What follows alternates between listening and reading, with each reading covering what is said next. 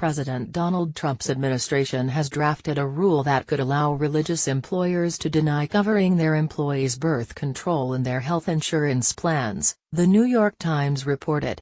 "We haven't seen the rule yet, so we don't know exactly what they're doing," Gretchen Borkelt, the vice president for reproductive rights and health at the National Women's Law Center, told Motto in a phone interview on Tuesday.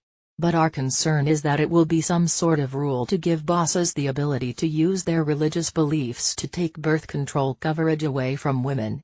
The Trump rule, which Borkelt said the NWLC plans to fight in court once formally announced, would target a mandate in the Affordable Care Act that requires all employers to provide birth control, at no cost, to their employees. Democrats claimed in the Times that the mandate has benefited over 50 million women. But the mandate has been the focus of a spate of lawsuits, which argue that it violates the religious freedoms of business owners. While many of the challengers were religious organizations, many others were secularly oriented businesses with leaders personally opposed to the order based on their individual religious beliefs. Craft store chain Hobby Lobby filed a lawsuit against the mandate, which made its way to the Supreme Court. In 2014, the nation's High Court ruled 5-4 in favor of Hobby Lobby, and said that closely held religious for-profit companies had a right to refuse to pay for contraceptive coverage for their employees.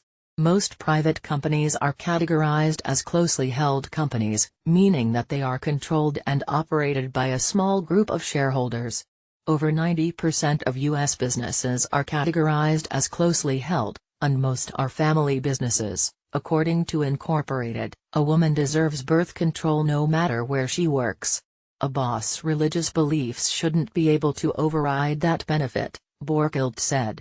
"They have been very public on the other side. It's hard to find an individual willing to speak out, because their jobs are at risk from speaking out publicly against their company.